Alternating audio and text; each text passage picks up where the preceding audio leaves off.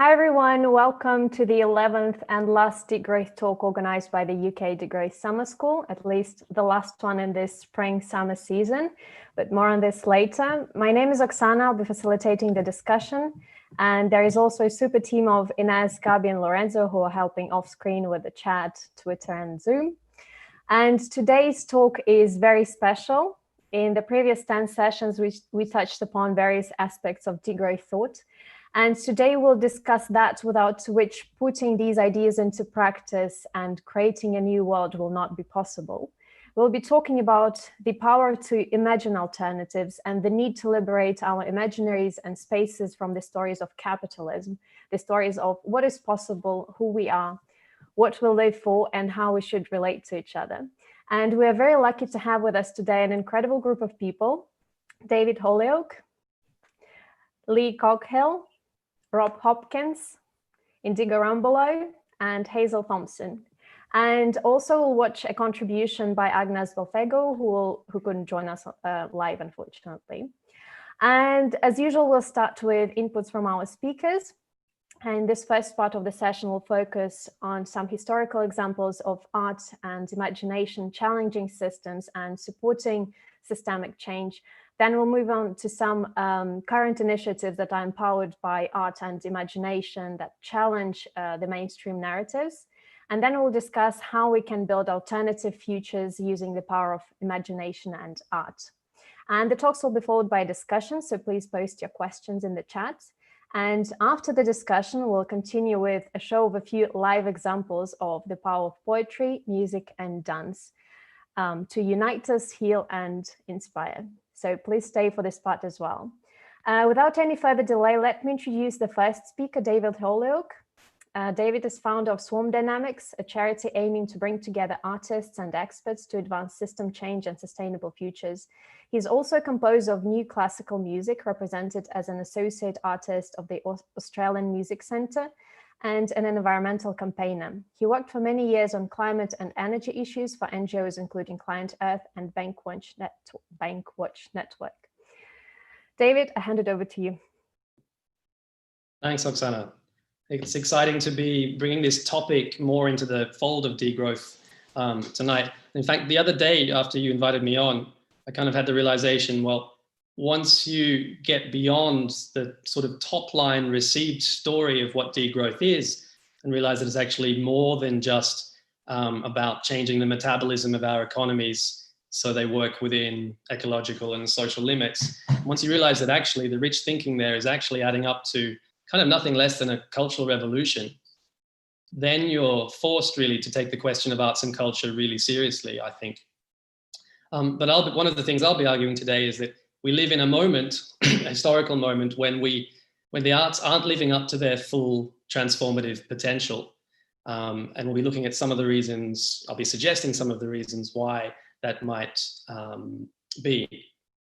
So what's going on with the whole art thing? What is art for is an important question in the context of change. Is it just about engaging people on an emotional level, or is there actually a lot more to it than that? Well, in my view, there is a lot more to it than that. And I'd like to start with what will be a quick snapshot, given the time, through some of the functions and roles that arts and culture have played, either in revolutions, because those examples are sort of more well-known, or in moments of rapid cultural change or big paradigmatic shift. So one of those first functions is the power of arts to help destabilize and defamiliarize that which we take for granted. So in some moments of history, there's been a complete rejection of the whole existing culture. This was particularly true in the 20s and 30s after World War I, when artists sat around and they said, we reject all of this, but recognizing that if we want to change the political and value systems, that first means changing how people see and the landscape of the human mind. So movements such as surrealism, what many people don't know is that actually they had revolutionary intent. And it's a misconception that they were mostly on drugs and that it was about a fantastical escape into the world of dreams. Actually, nothing could be further from the truth. the surrealists had revolutionary aims, ultimately to overthrow capitalism and the series of values that perpetuates. But their way of doing it was not by becoming party political, although for a while they did align with Trotskyism. It was about changing how we see. And let me show you, just to make this real for a second. I'm not going to show too many slides. This will look quite benign and familiar because we've all been to hundreds of exhibitions about surrealism. But at the time, this new aesthetic, which was drawing on ideas of Freud, the discovery of the subconscious, was a shock. It was a jolt. Juxtaposition of different images, drawing from techniques of cubist collage so that you can see an object or an idea from multiple perspectives at once. This was very challenging and very new. And if you have any doubts, I'll read you a little quote from Breton, who's the founder of surrealism, because the eye reminds me to do that there. He has a beautiful quote about the role of the eye. He says, "I say that an eye is not open when it is limited to the passive role of a mirror, even if the water of that mirror sometimes reflects interesting things. To me, that eye is no less dead than the eye of a slaughtered deer if it only has the capacity to reflect. The treasure of the eye is elsewhere." And then he also says, "Today's authentic art goes hand in hand with revolutionary social activity. Like the latter, our art leads to the confusion and destruction of capitalist society." Now, that came after Dada, which you've heard about. These visual techniques, these visual cultures look very nothing to us now. But at the time, they were quite revolutionary. And they were so effective that they came to be co-opted by advertising around about the 40s, 50s. The visual shock techniques and giving multiple information and perspectives at once was taken up by advertising when they started to move from telling you lots of information about a product to telling you about impression-based marketing, and selling you a whole load of other status and other psychological needs around the product. So surrealism is relevant to degrowth today in the context of decolonizing the imaginary, and in its particular plunging into going pearl diving, as they wrote in the manifesto, into the unconscious to remember who we really are and demechanize the ways of seeing and thinking that capitalism ultimately tends to encourage us to do, with the consequence that art becomes kind of separated from life more and more. You have more cultural institutions, museums and galleries, at the same time as artisans' skills, the skills that your grandmother had to make beautiful things, disappear, and as certain levels of ritual disappear from our culture as well. So the next thing that I think is really important is the potential for art to help amplify and spread new ideas. So from what I can see, in moments like the Renaissance, arts were not only helping process new discoveries in science, philosophy, politics, and making them become well known, but we're also contributing to it in another way. It's a bi-directional thing, the interplay between new ideas in science or from the intelligentsia and artists. They're not just translators. An example there is in the Renaissance, you had the discovery of, well, Copernicus. The sun doesn't go around us. Around about the same time as art discovers perspective. So being able to draw in realistic representational ways, which then also seems to influence a new critique of the church in how it's portrayed, and that ultimately leads to big changes in society that way. Artists have also been key in imagining alternative futures. And this, even though we're talking about it today, and since Naomi Klein's book, talking about the crisis of imagination, we think of it's new, but it's actually not really. A guy called William Morris was an important poet and artist in the UK. In 1890, he writes a book called News from Nowhere, which is a very successful essentially utopian socialist novel. And in the world he paints, money has been abolished, marriage has been abolished because he rejected the idea that women or anybody could be the property of anybody else. And that upstream dreaming of alternative futures, in that case, socialism, which was only just becoming to politicize in the UK, is regarded to have helped the formation of those first parties. And then those books are read in World War I by soldiers at their lowest moment, which I find is quite beautiful as well. So examples that are more well-known are when art has helped with social movements. And I won't say too much on that because I think some of our other speakers are more qualified to do so on me. There's a few things I want to get across there. It's not just about iconic symbols, imagery, and murals. For me, something very important is the power of the artistic gaze to help crystallize and lock into history, into posterity, the new subversive stories as they unfold. So an example I gave recently on a talk was in the lockdown in the south of France, a group of workers took over a McDonald's and repurposed it as a food bank. Beautiful reimagining. It was against the wishes of McDonald's, of course. And it got in the papers, in the news, but the photo was utterly rubbish. And I just thought, wow, that's the kind of story that if you had an artistic photo that emotionally captured the human stories that would have been going on in that food bank, then you have the kind of image that can seize the consciousness of a nation. We can all remember in history, Tiananmen Square, the cellist in the Sarajevo bombings, and really crystallize a moment in a way people can relate to. That's important because we in the world of change tend to think that if we just talk rationally and intelligently and passionately enough about why we need to change values and systems, that they will. But the social science tells us that actually values change much slower sometimes than behaviors. Behaviors can have a contagion all of their own because people will do things sometimes not knowing why, and sometimes for a whole bunch of different reasons. And growth is a story after all. So we need to crystallize the new stories as they're unfolding in much more memorable artistic ways than we are if we're going to get traction on any of these issues. I can probably show you a few more. Civil rights I won't talk much on because it's probably the most well-known example.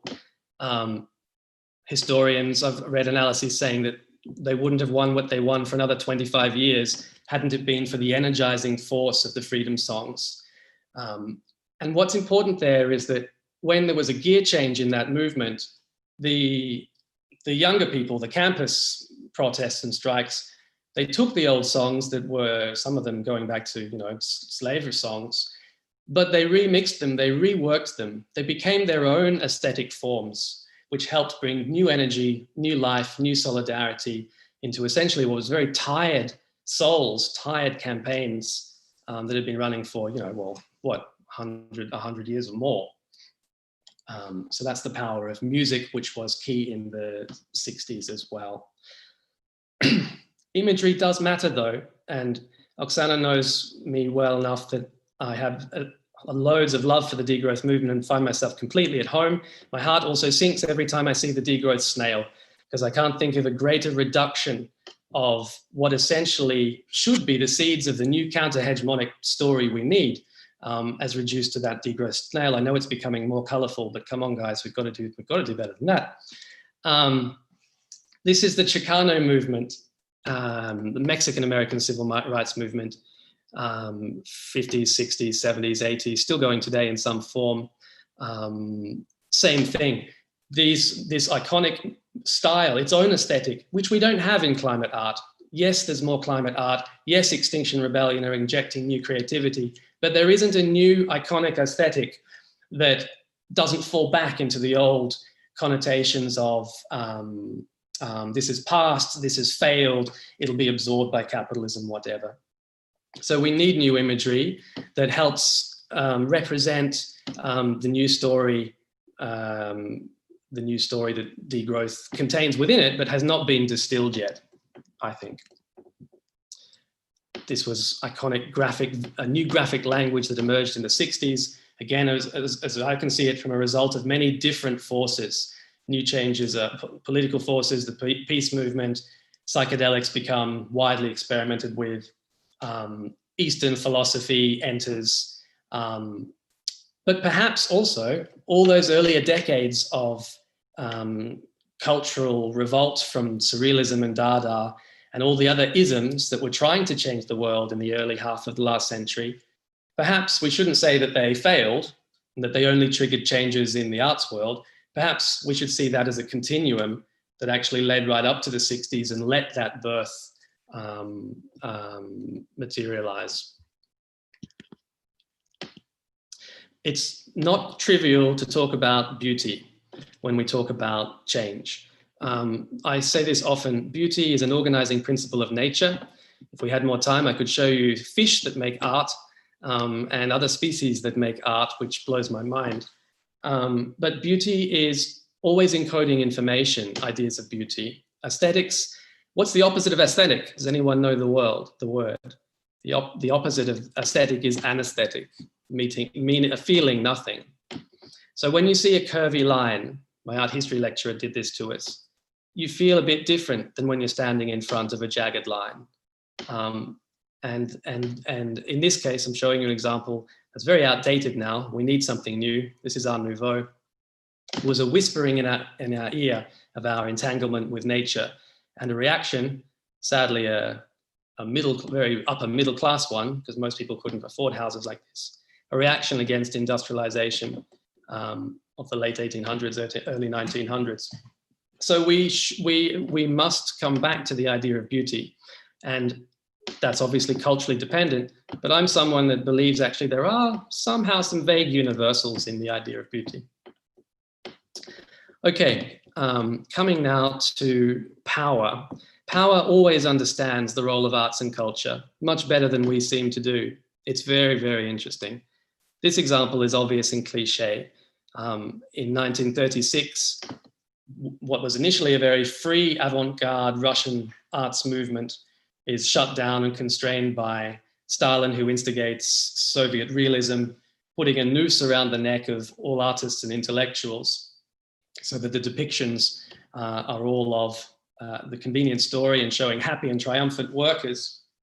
This we know, but do we really think that capital during the Cold War had no interest in the soft power of culture when it saw its ideological opponents spending so much time and money into it? Do we really think that capitalism was only toppling regimes in Latin America and involved in these ways? Well, according to some historiography, actually it was quite involved. So it seems to me, and before anyone thinks I'm about to descend into conspiracy theory, I'm not. Nothing I say today rests on this being true, but it seems to me that a majority of the historiography, it's clear that there was money from the American State Department and the CIA going into establishing American abstract realism, abstract expressionism. People like Jackson Pollock and Rothko that sell for billions today, that was encouraged and actively supported throughout the world through something called the Congress for Cultural Freedom, which you can read about yourself. And why? Well, it's interesting because it says nothing, right? But that's the point. So for them, at least on the reading of these historians, which trace money flows to foundations and do a lot of interviews,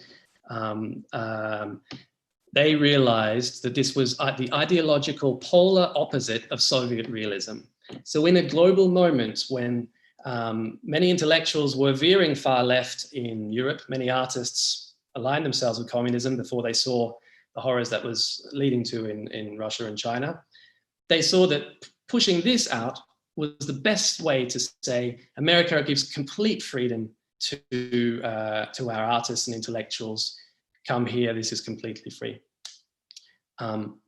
Fascinating, right? Regardless of the extent to which it's true, it's fascinating. The result today, as I read it, however, is because this is still the benchmark of what contemporary art should be in the art world, the arts are neutralized, at least the visual arts. But the postmodern trend of saying nothing and smashing of narrative and this kind of sacralization of the interiority of the artist, which is beautiful in some ways, which began as freedom, but the consequence is the arts are neutralized. And we see a trend of socially disengaged art still continuing today. I see that changing a little bit in the last few years. Our little charity is trying to, with our tiny resources, to reverse this. Yes. So, are all of those things relevant today? And I'm conscious I'm almost out of time. For some thinkers, like Mark Fisher, who's the author of a very important book called Capitalist Realism, things have changed today. And if we want to use arts effectively, we need to really ratchet up our game in how wildly we imagine and how strategically we use arts. So thinkers like Jamison and Mark Fisher say we've entered a period basically of total hegemonic control by capitalism, that capitalism has cancelled the future in the mainstream culture, certainly. And the way it does that is different to the past. It allows and appropriates subversion. This isn't the best image, it's too easy, but I didn't have much time to find others. It allows dissenting messages. It allows Wall-E, is it Pixar or Disney? I don't know, to have it's a very subversive message actually about system change and consumerism. It allows that, but it appropriates it, feeds it back to you in the frame of entertainment that also makes millions and billions. And so you've seen it already before, or it's in the frame of fantasy on their reading makes it much harder for us, meaning those of us wanting to use radical imagination in constructive, progressive, green ways. It makes it much harder for us not to fall into I call it the sarcastic yawn of capitalist realism. That's the yawn that some of your friends will give you if you talk about what you're doing, if they're not of our persuasion. They're well-meaning. It's not them that's yawning, it's coming from somewhere else. I have to wrap up. This is a picture of bees. This is how bees see flowers. Isn't that amazing? Bioluminescence, National Geographic, recent stuff. What I'm saying is degrowth seems to offer a lot of potentially configurations of ideas that actually capitalism is not familiar with.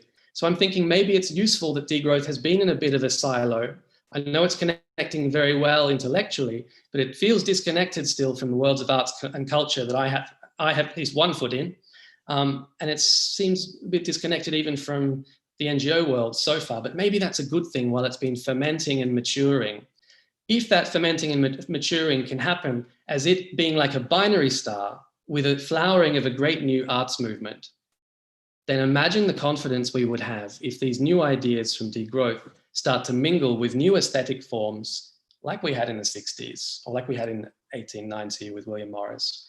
Then that could be, that starts to offer some interesting hope, I think, for overcoming capitalist realism and for getting our stories into the world in a way they can have traction, politicize, and in a way they can inspire people. So I want to finish with just two, I didn't get time for solar punk, we'll do that later. I'll finish just with two comments or questions really. One is, you hear all this talk of rewilding urban environments, the planet. What about rewilding the human? And what about rewilding degrowth? So my thought on this is, as someone that's been on the edge only, I'm not in the middle of this movement. I love it, I point to it, I want to get more involved. I'm not a researcher. It seems the brain of degrowth is already very rewilded, and that excites me. The brain of degrowth, if you are running fleet-footed through a nocturnal forest that is ancient and new, but where's the body of degrowth? Where is the flesh and blood that people can feel, touch, and where's a vision they can see visually, not wading through the complexity? Some people say that if it isn't accessible to people that haven't had university degrees, people that are struggling on the breadline, then maybe it's not radical after all. That's a provocation. It's one that goes to myself as well. How could we create spaces and alternative economies to let us escape capitalist realism and work together, embedding artists to let these powerful new ideas and forms commingle. Thank you.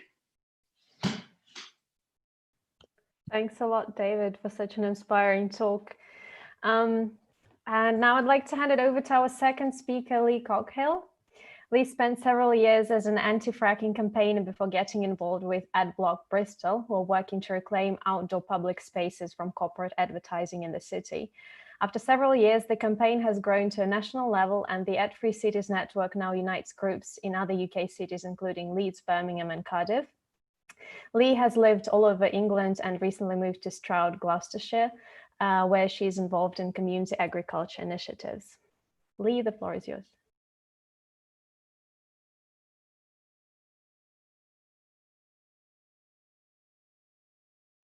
Unmute, can you hear me? Yes.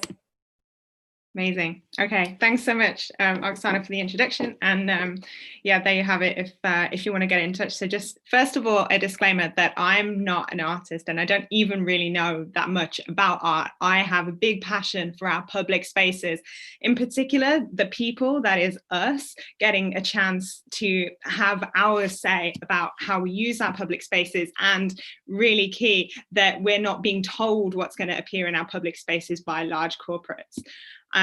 Also, just to say quickly that I'm going to start from the point of view that advertising is bad and just take it from there. But if you want more resources on that or anything else, then you can get in touch via the AdBlock Bristol website. So AdBlock Bristol is the campaign that I've been working with, and as Oksana said, we're trying to basically remove corporate outdoor advertising from our city spaces. Just to sort of set the scene, have a look at this, which you might recognize. This picture got a lot of headlines back in November 2019. So kind of thinking back before the lockdown, it's a before and after image from London. And you can see this giant advert here on the right, which actually stretches all the way around the building. So 2 times the size of the piece that's facing us here, the iPhone 11 Pro advert from Apple and BT. And I just want to take a minute to absorb the fact that behind this advert, behind this banner that's been rented by the people who own this building, are the residences of 17 families. 17 families, 17 people who pay their rent, and believe it or not, didn't even get a discount for the fact that the daylight and all of the health consequences that come with living in damp and no fresh air was sold, that when they paid their rent, that daylight wasn't included. I also really want to emphasize that technically they didn't have permission for this advert. This installation technically didn't tick all the boxes that it was meant to have. And despite that, it still took years and a whole heap of effort for campaigners to kind of eventually move the cogs of our system along enough to get it removed. So I'm going to invite us all to kind of suspend momentarily, or perhaps forever, our ideas about like what's allowed and what's not allowed when it comes to public spaces and what we're free to go and do. Because ultimately, I'm not sure it's that important for the other side, and maybe we shouldn't place so much importance on it either. Okay, so what happens when you remove adverts from public spaces, which we've done a bit of in Bristol with some success. So here you've got a couple of before and after images. I'm not sure if you can see my cursor, but so there with the red line, we've got the before and below. The Christmas Steps Art Quarters, it's actually in central Bristol. That's what it looks like now. One less advert for people to look at. And again, on the right, this is a billboard that was in actually a fairly affluent area of Bristol called Clifton. And then again, now you just have a blank wall. And if you can see Carla there in the bottom right, she's the fantastic councillor who sort of just chipped away with the council, and then eventually got them to rescind permission for that billboard to be there and had it taken down. St Werburgh's, so another area of Bristol, you can see 3 large, so we call these 48 sheets. They're the ones you're probably most familiar with at this traffic island. And then on the right, just a bit more space really, a bit more greenery there that's sprung up. Another example, so McDonald's and Lexus, so two of the largest, like kind of most common companies that you're going to see advertising, so junk food and new car manufacturers. And then on the right, Bristol's obviously famous for its street art, and here's a homage to the Bristol street scene. It was replaced, so those billboards were removed or replaced with that mural. And this one's my favorite. So you've got two different kinds of alcohol. There are Budweiser and a Stella Artois, and a car advert. And take a deep breath. Ah, oh, isn't that so much better? I just love looking at that photo. And really, I just really want to just take a minute and just reflect on, hey, it's okay if we just remove adverts that are trying to push us stuff, and we just have space instead, a little bit of space in our streets, and also a little bit of space in our minds. So when you're taking your kids to school, you're free to think of whatever you are thinking about. And actually, we genuinely see advertising companies try and push this notion that, well, if you don't have our adverts, then what are you going to look at? Right? How are you going to know what to buy? Don't you need stimulating in some way? Okay, so change happens, and where am I? So here we go. So this is Bristol, this is Greta Thunberg, and you might have caught this one on the news. So this one went up recently as the school strike started to kick off. And here, this is another example. So Audley Evans was a civil rights pioneer of Bristol and a key organizer in the Bristol bus boycott. And so now there is a mural dedicated to his honor in the St. Paul's area of Bristol. So quickly want to touch on what needs to happen technically for public art to be displayed like this one, and what needs to happen for advertising to be displayed. So in terms of artwork, no, let's do advertising first. You need the homeowner's permission. So say you've got a house with a gable wall, you need permission, or maybe it's a corporate commercial building. You need technical permission from the council, and that's it. For art, you need homeowners permission. You don't need to tick any boxes with the council. I guess you need to be careful when you're installing it, and maybe if you're putting up a temporary scaffold or something like that. But the key ingredient, the piece of the puzzle that I think is just absolutely essential, is that somewhere along the way, you need to have a mandate from someone, at least one person. Like, let's say it's going to be the person who's paying for the mural to be put up, or the artist who feels passionately about their work. Someone in the world needs to believe that this work is worthy of being displayed in the public realm. We do not get that choice with advertising. And even more than that, when residents actively band together and kind of go through all the official channels and say, hey, we're really not digging on these adverts. We don't want them in our streets. We don't want them by our homes. Even that often is still not enough. So that's kind of why Adblock Bristol exists. And a big part of what we do is trying to level that playing field. Unfortunately, those murals are less common than scenes like this. This is what we see most often. So at this point, I'm just going to let the slides play and continue to talk through, but without really referring to them. Hopefully that won't be too confusing. This is the Berg Arts billboard. So this is part of our campaign. We just have one billboard in the city where we just display artwork. So you're going to see a few examples of that amongst other scenes in the images that I'm going to show now. Okay, so when we talk about colonization of the imaginary, what we're having is a situation where really the odds are stacked, and that's what allows companies to get away with a situation where they can continue to perpetuate the idea of new car sales as a really good idea, which is frankly just a distortion of what is good for us. Because let's face it, the planet is in crisis. In Bristol especially, we have absolutely toxic levels of urban pollution.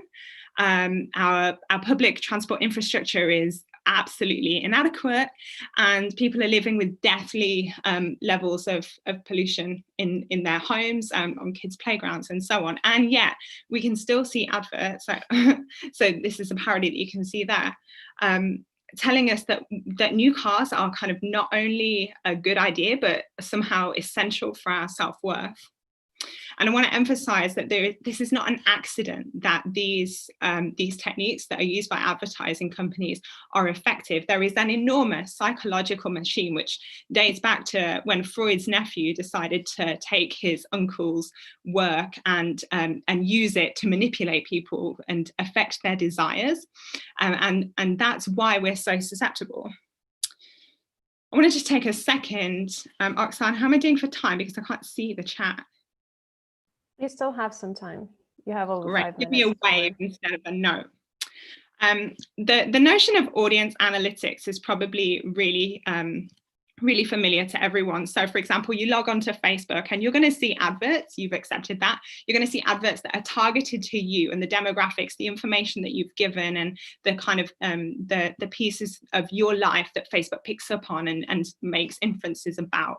And probably, even though we don't read all that small print, we all kind of know on some level that we accept that when we're using different online platforms. Did you give permission for that same technology to track you and target adverts at you in the street? Probably not. And if I told you that that same technology was in the street and in fact installed in bus stop units like the ones that you just saw, would that surprise you? Maybe it's a whole different conversation about how something like that could be surprising. And I just want to be really clear. I don't want to be accused of misleading people. It's quite blurry. Actually, the situation, I'm not telling you that the surveillance is quite at that level yet. I'm saying that the cameras have been installed. Apparently, technically, according to the most recent planning applications that I've seen, they're turned off, whatever that counts for. And definitely we know, like absolutely for a fact, that the technology is existing and is being developed to allow targeted adverts to follow us in the street. So for example, if you're walking past a digital illuminated screen, it can pick an advert based on you and the things that it thinks you're going to be vulnerable to. So again, it's not a level playing field. There is a reason that adverts are so effective. Yeah, I realise that's quite a big can of worms to open up. But I think the key point to take is that it's not just about the information that we are receiving from adverts anymore. It's also about the kind of information that adverts are taking from us. And because we are so susceptible in this way, and because they are keeping on learning and getting smarter, we are going to be more and more vulnerable. And what happens when we disagree? Okay, so what happens when we disagree with artwork? If someone says like, hey, this is a masterpiece, and someone else is like, I don't get it. Like, so for example, in my kitchen, there's a painting which my father-in-law, who I live with, really adores. And I think it's so ugly. And it makes me feel kind of sad when I look at it because it's really dark and gloomy, but he likes it. And actually, isn't it a point of art that even actually, and sometimes the controversial masterpieces that we can think of are celebrated for the fact that they divide opinion? And ultimately, if we want to disagree, that's great, that's celebrated. That just means we can have more diversity and we can all have different pieces of art that we like. What happens if we disagree with advertising? Okay, and they know this, again, to emphasize, actually quite a lot. So the psychological manipulation of adverts makes us feel like we're missing out on something that we need to fit in at a fundamental level. And because we know in evolutionary terms that fitting in, that being part of the tribe, that being in the group is unequivocally essential for our basic human survival. Ultimately, if you're not fitting in, that's a threat to your very existence. So it's not just about, have you got the right car or the right hair or the right watch, or even about like, are you going to the right parties? And when you get there, are you having the right experience? Are you having the right kind of fun? Are you idolizing the right heroes? It's about, are you one of us? Are you in? And if you're not, that's going to be a problem. Okay, wrapping up. Yeah, the whole issue of existence and survival, and the irony that adverts can make us feel like we need to consume something to be essential for our existence, when actually the exact opposite is true. And we can have a situation where consumption is, fueling planetary destruction and leading us all to a really scary place. And yet that's not recognised for what it is. I want to just quickly end on a note about electricity. So I can't emphasise enough how incompatible these screens are with degrowth. So some stats here, which you can find the maths for on the Adblock Bristol blog, if you just Google that. So a 6-sheet digital bus stop screen. So if you're familiar with bus stop shelters, like we have in the UK, they often have adverts at one or both ends. More recently now, those adverts will be digital screens. And if they're double-sided, which they most often are, then combined, those two screens take more than 4 houses worth of electricity to run in a year. For a 48-sheet digital billboard, so kind of like the one in this picture here, that same size, but if that was a digital screen, it would be taking more electricity to keep it running than 10 UK homes on average will use in a year. So that's to keep the billboard running for a year. So it doesn't get more unsustainable or further away from the concept of degrowth that we need to be moving towards. And just to emphasize, that's only the electricity to keep it running. That's not the electricity that goes into mining the raw materials, the costs of installation and construction, or the maintenance that it needs to keep it going. So, oh yeah, despite this, these companies will still tell us that because they use less paper, that they're a sustainable choice, believe it or not. So I think by now we've figured out that advertising companies are really just trying to sell us a lie, and hopefully we can all stop buying. I'll leave it there. Thank you. That was great. Thank you, Leigh. Our third speaker today is Indigo Rumbelow. After finishing her studies, Indigo worked in the arts department for film and TV, researching and making props and scenery. In 2018, she moved to a protest site against the third runway at the Heathrow. She has since been involved in the anti-fracking movement, anti-coal campaigns, and Extinction Rebellion. She lives in Northeast London, plans actions with XR, and has also been helping out at a community kitchen. She has been very grateful to have a garden during lockdown, where she picked her first courgette from yesterday. Indigo. Hello, everyone. Thank you. Thanks for having me today at the Degrowth Talks. Yeah. I'm going to just talk a bit about direct action and how that can create change. I'm going to share my screen.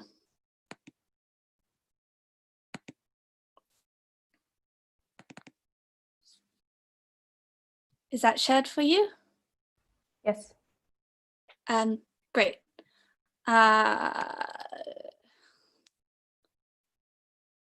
It's annoying. Right. Yeah, so through disruption, I believe that direct action can create change. And I believe it does this through 3 things, perhaps. It enables us to reveal the hidden violence, to collectively envision the impossible, and to then shift values and perceptions.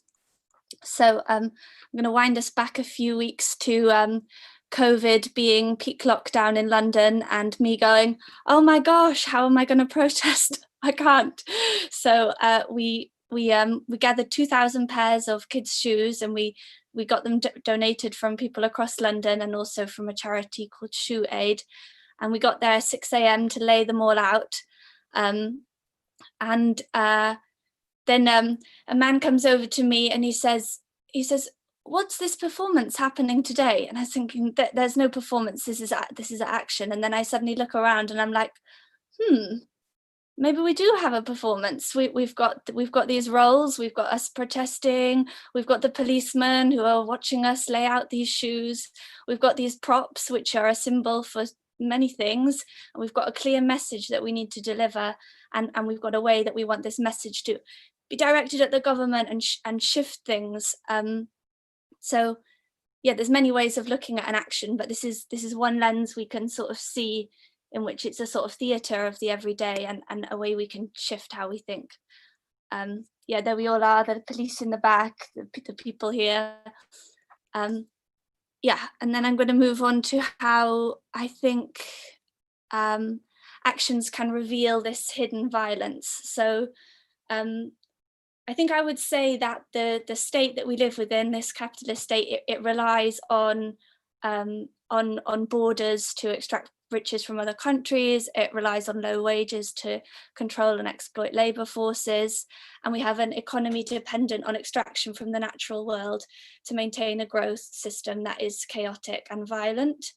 And I think we need to concentrate on this, like, everyday, normal times, everything is calm, but still all of these things are going on in the background.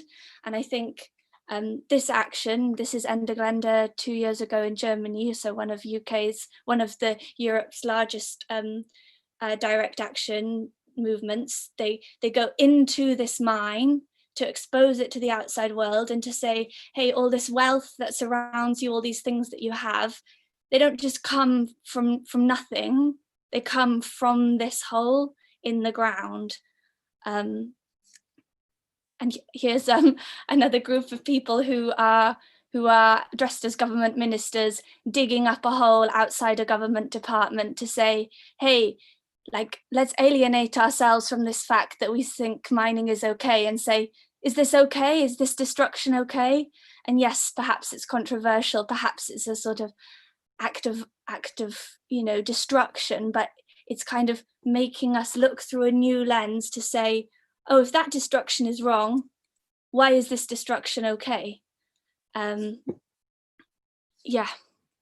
I'm going to move on to the second thing I think direct action can do, which is to vision the impossible. So take us back a year and a bit to April on Waterloo Bridge. This is Extinction Rebellion. And I think what I'm asking here is, like, can creativity repair the social bonds? Like, we need this new collective aura, and we need to imagine what that would look like, and we need to start doing that within the public space, to prove that, there is such a thing as society. So here there's disruption because there's 5 locations blocked throughout centre of London, where people are outreaching to the public, they're giving leaflets, they're having talks, they're having workshops, and then they're trying to demonstrate, look, we can build this other world where we bring trees into the city and we eat together and we talk together and we share information and knowledge. And I'm remembering a time sitting on that bridge in the middle of the night, and this businesswoman comes over and she sits down and she's had a few beers for sure. And she says, I worked on the Garden Bridge project, which was Boris Johnson's project, which cost like 50 million to not even get it off the ground. And she said, I worked on this for years, and like, look, you guys have done it, whether it's true or not. It makes us see that if we connect with our agency and connect with the things that we want to do and connect with people who can help make them happen, we can make that happen. Now at the moment, because of the COVID crisis and us needing this social distancing, Sadiq Khan has opened up new cycleways and walkways amongst London, and Waterloo Bridge is one of the routes that he's chosen to make car free himself. Another action where I think that's been happening during COVID crisis is this cycle lane action that happened with many local groups, XR groups over the country, saying, we've been campaigning for these cycle lanes, they still don't exist. Well, we're going to go out and we're going to make them exist. And here we are, this is in Islington. To claim back that public space. And I think the third thing I think direct action can help us do, amongst many other things and ways in which people are pushing for change, is to shift our values and perspectives. And it's this shift which will enable other sorts of change to come. We have to create this, create a climate where all these things are right to enable the change. Because I would say, the science is there, we have the consensus, but we haven't changed our culture and what is acceptable to enable political change. So here we are building a horse in a railway arch that's going to visit the British Museum because they opened up a exhibition on Troy, and we wanted to set, and it was sponsored by BP. and they continually have exhibitions sponsored by not good companies. But this seemed the ideal opportunity to bring up the myth of the Trojan horse and say, BP is the Trojan horse. It's sneaking in here, pretending it's going to give you wealth, but secretly it's gonna, continue to lobby for drilling in the Arctic. It's going to continue to sell oil when we know that we have other alternatives, and it's going to drive us to, the death of millions of people, basically. So estimations from protest group BP or not BP who made this happen say that the British Museum, that BP gives the British Museum about 0.3% of their annual income, which is nothing. And what BP is gaining from that is this huge, it legitimizes everything they do. It gives them this cultural capital to say, we have a social license to do this. We're going to hold our evening talks and deals in the British Museum because we are culturally accepted in this place. And I think we wouldn't take our family to go and see an exhibition at the British Museum sponsored by Benson and Hedges or Marlborough. Like, that would be ridiculous. So why is this okay, and how much longer can this be okay for? So I think what we managed to do in this action, and some of those others I've said, is you create that dilemma. You say, I'm going to wheel my horse into your museum very early in the morning, and you have two options, British Museum. You're either going to get the police in and you're going to drag us out because you want to protect people from bringing up the truth here, or we're going to let you be.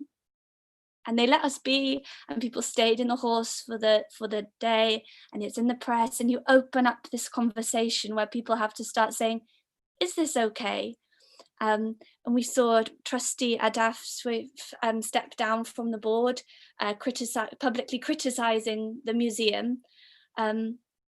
So yeah, I think we need to be using action to shift these values and perspectives, because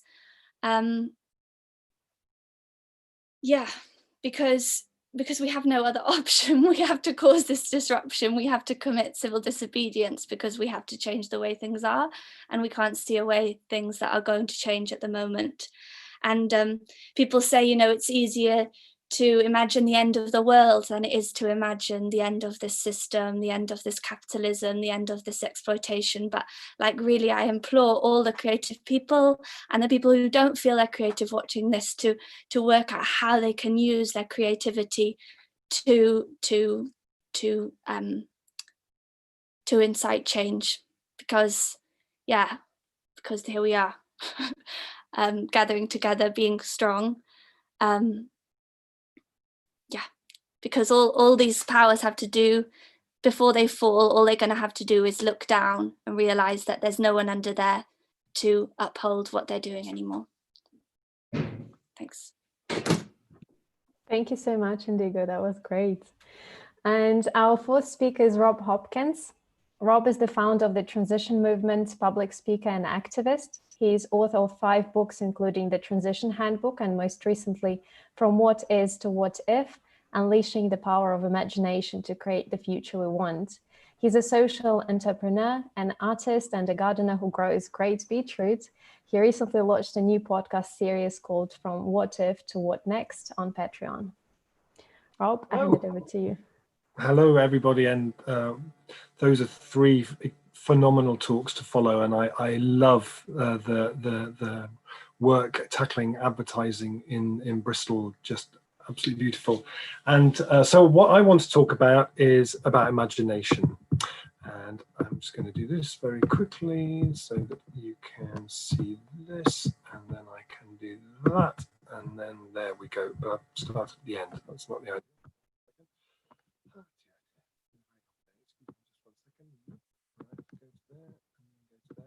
Okay, so I want to, so I've been involved with the transition movement, which is sort of bottom-up community resilience building work, for about 13 years. I just spent the last couple of years writing a book about imagination, and I kind of do, this is my art, I do print, I'm a printmaker in my spare time, and I want to just sort of reflect a little bit around this question around imagination and arts and activism. And I know it's very late in the day to show you a graph, and I'm not showing you this as a graph. You can relax, it's far too late in the evening for anyone to show anybody graphs. I'm showing you this kind of as a story, because I like to think of where we are now as being standing on the top here of this mountain, where we use more resources, more energy, we have greater inequality, more suffering under us standing on the top of this great mountain here. And we can see further maybe than people have been able to before, but we can also see as our guides with us are telling us that the clouds are moving in and it's time to get down off that mountain pretty sharpish. And some people can see storm clouds coming and that motivates them to get off the mountain. I think for a lot of people, what we need to be doing is to be creating longing for the lower slopes of this mountain, and moving away from a high carbon age and getting that to happen is not going to be one with facts and figures and numbers and policies. It's going to be one with imagination and story, and how we bring those lower slopes to life so that we can create longing. I think so much of my work is about how do we create longing for a better world, and the arts has such a fundamental role to play in that. So the thing that I want to share with you today is something which I created with somebody called Rob Shorter, which builds off the book I did about imagination and builds off the question of how it might be in 2020 that we might set out intentionally to rebuild our collective imagination. I would argue that because of some of the things that Leigh talked about in terms of the impacts of advertising and many other things, we're living in what Henry Giroux calls a disimagination machine, that we are surrounded by things that are eroding and creating a kind of perfect storm of factors. And I think we can really reframe capitalism as being a disimagination machine. We should be looking at austerity as being a direct assault on the collective imagination. We'd be looking at colonialism as a direct assault on the imagination. And climate change fundamentally demands us to be able to reimagine and rebuild everything. As Naomi Klein says, there are no non-radical solutions left. So what I want to set out here is 4 things I think that are really, really central to how we might set out to rebuild the shared imagination. The first one is space. We all know that actually our best ideas come to us when we have space. It's one of the reasons advertising is so utterly obnoxious, as Leigh said, is that it takes away that space that should be yours to walk down the street and daydream, and actually no Saab are in your face trying to sell you a car that you couldn't afford anyway and wouldn't want even if you could. We all know our best ideas come to us when we're in different settings, whether we're out walking in the forest or riding our bicycle, in bed, in the bath, on the bus. That's when the ideas come. So designing space into our movements, first of all, and the Extinction Rebellion, transition movement, many movements now are getting much, much better at designing in space for reflection and not just looking at task, but sharing together and dreaming together and grieving together and designing that space into our movements. And Indigo talked about Waterloo Bridge. I was there a bit as well. My wife was arrested twice on Waterloo Bridge, and it was a really powerful space that was created, as she said, to show up what it could be and to hold that space and give people that space to walk across that bridge with no cars and to see that space in such a different way. And we see it in Barcelona with the super quarters, super blocks, where they're closing off streets to cars. When you close streets to cars, it's not that like they just fill with weeds and kind of tumbleweed rolling past. They fill up with play and color and stories and food and games. And actually, the more we can be driving cars out of spaces, the more we can create cities where the imagination can just run wild. And it's one of the things as we emerge from COVID, that conversation thankfully seems to be starting up now. And I love the work of a guy called James Mackay at University of Leeds, who I always call the man who draws the future, who sort of helps us to ease into that space and says, well, actually, if we get the cars out of the city and we free up that space, how could it be? And the arts are so brilliant at helping us to visualize what that future, what that world would be like. What would it smell like? What would it sound like and be like? If I said, oh, we're going to have 90% cuts in carbon emissions by 2030, okay, what would that be like? What would I have for breakfast? What would it sound like? What would I hear walking down the street? The arts can bring that to life. what our cities would look like if they were full of food, what our cities would look like if we just opened them out to biodiversity and allowed them to become the most biodiverse places they could possibly be. We have to be able to dream it before we can create it. When we went to the moon, when Neil Armstrong went to the moon in 1969, it wasn't his idea, it wasn't JFK's idea. We had dreamt of going to the moon for decades. Frank Sinatra sang us to the moon. Tintin went to the moon. We created that longing that we wanted to go there and what it would be like. This is an exercise that we developed with a community arts practice called Arts, which I love, which is called Transition Town Anywhere. And you bring 200 to 400 people together in a big space. This is Battersea Arts Centre. You help them you do a process where they imagine themselves going forward 10 years into the future, into a future where everything that could possibly have been done was done. It was a time of astonishing social, cultural, economic transformation. And then they're in that future. What are they doing? What's their role in that world? They meet with other people who share their interest. They come up with a project and then they literally build it out of cardboard. You build a three-dimensional living, breathing reality. You trade in it, grieve in it, celebrate, dance in it, eat your lunch in it. These two young men here who built the public transport system last time we did it, this might look to you like a few chairs and some cardboard boxes.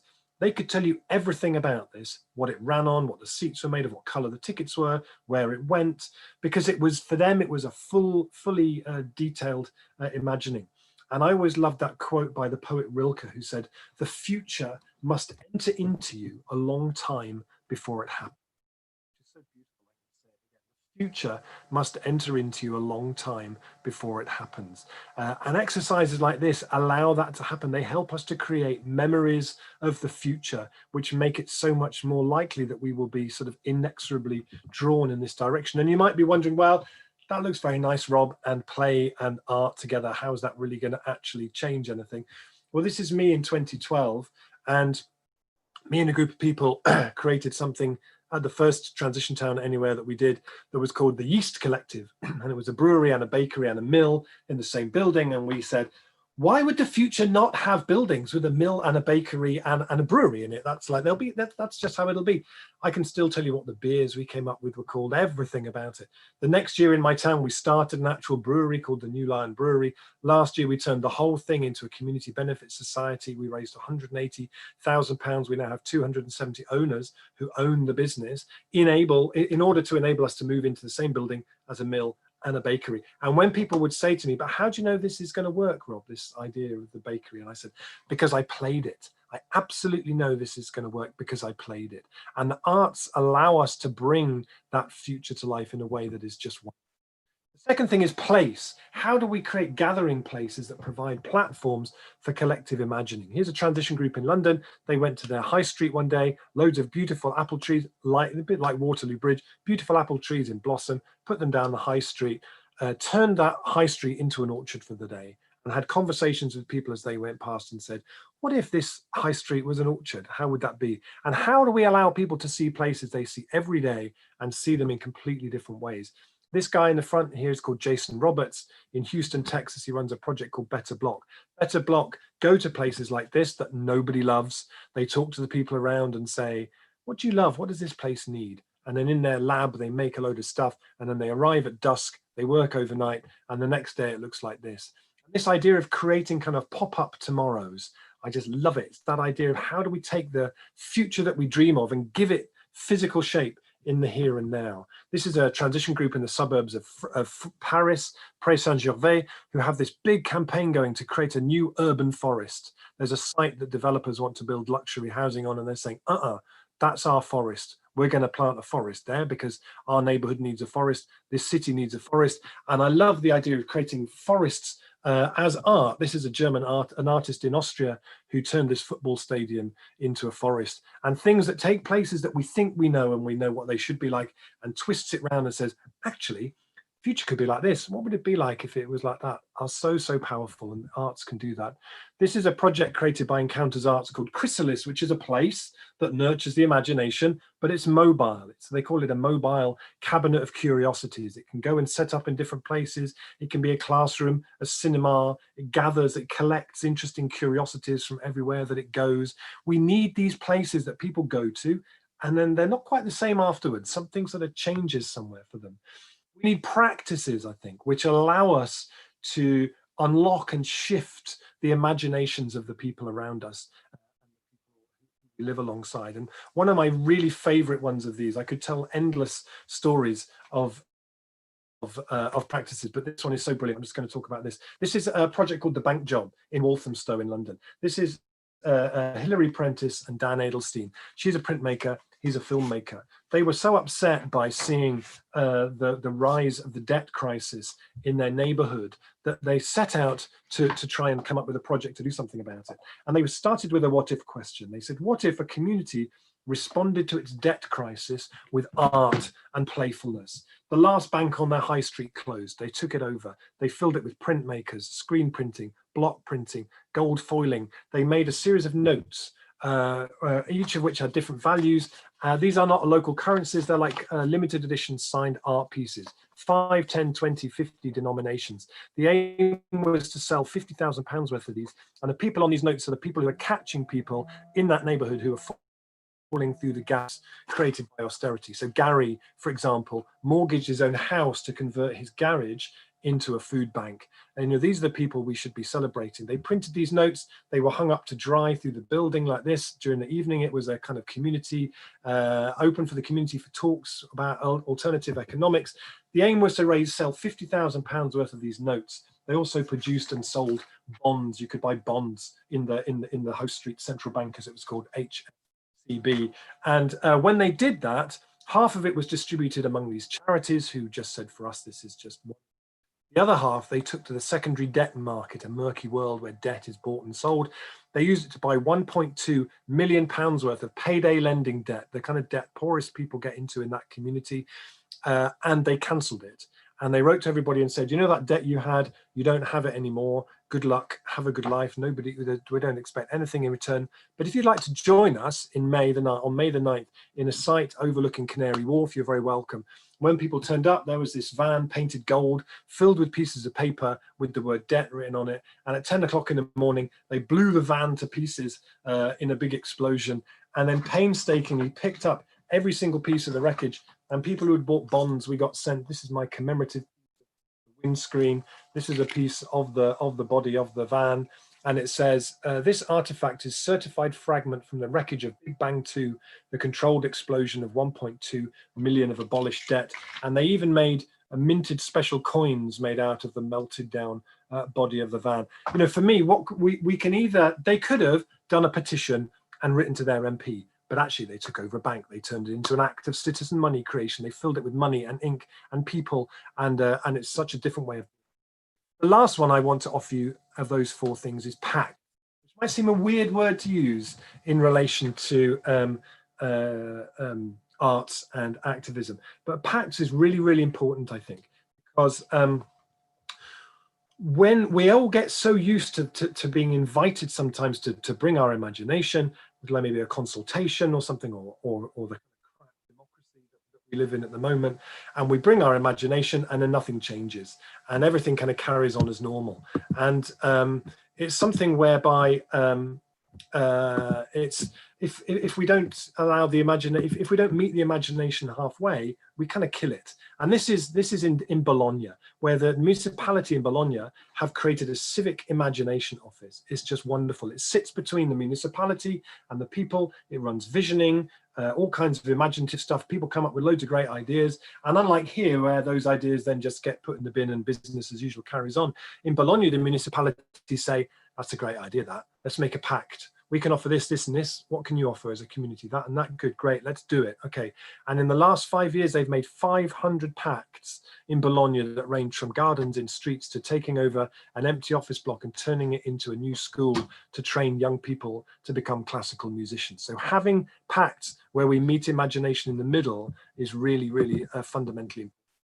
One of the places I've seen the beginnings of that here is in Camden, where Transition Kentish Town, Camden Council and Extinction Rebellion Camden created a Think and Do Centre, a whole kind of immersive, brilliant project around what if and around inviting people to really get into shaping what the climate emergency means in that place.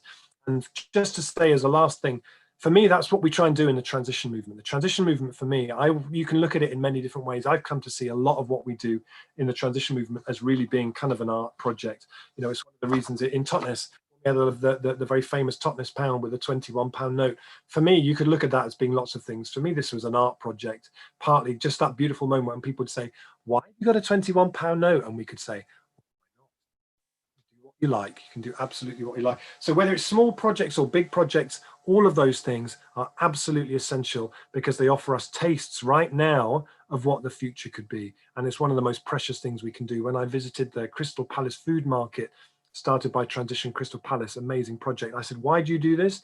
They said, because we want our children to grow up thinking this is normal. And how we model the future that we want now is really precious. So that's what I bring as a conversation. This model. And if you want to find out more about this on the blog that I do, robhopkins.net, we just wrote an article today that the top post is about this and goes into it in more detail, and you can download it and you can do whatever you like with it. If you want to find out anything else about what I do, or if you want to find out about the transition movement, it's transitionnetwork.org, and I do a podcast series called From What If to What Next.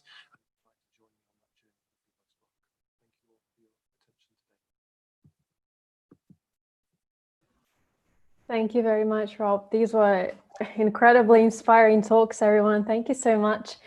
And we don't have that much time, and Rob has to leave us pretty soon. So I'd like to go directly to discussion, and I invite you all to comment on what the others said. And also I'm going to throw in 3 questions. But first, I'd like to introduce Hazel, who is going to play to us today.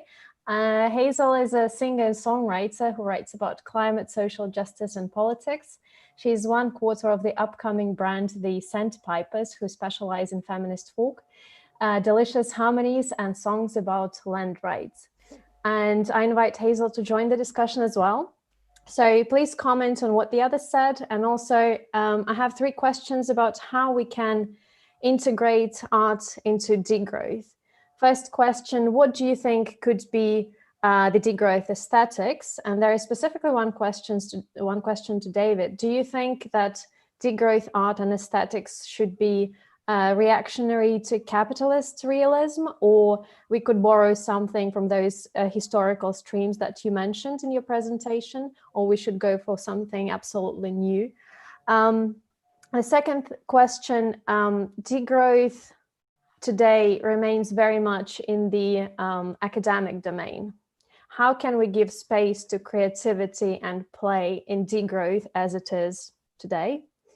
And the second question is about the power of art and creative practices and imagination to heal and support movements like degrowth and other activists who engage with such difficult questions as climate change and injustices on a daily basis. And it's, it's difficult to exist in this sphere of problems and crises on a daily basis. How can art help us keep our sanity and support our efforts and energy as a movement?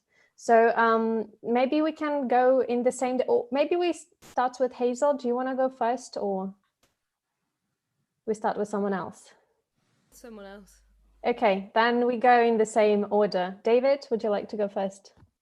Really great question, sure. For me, if you think about what I mentioned the 60s before, and you had that new graphic language that symbolized so much, it was drawing on Art Nouveau and some of the other things I talked about before, but reconfigured into something that felt new. I don't know what the degrowth aesthetics should be. My sense is that it should be something that feels new, actually, partly because we do have to counter a mainstream perception that environmentalism and leftists as a whole want to take us back. Yeah. So if I Google environmentalism, I won't find any images of technology. I'll find wind farms as the exception and solar panels. And it's actually quite there's a lack of hieroglyphs, of visually inspiring hieroglyphs that point to the full picture of kind of a new superstructure of what degrowth could add up to.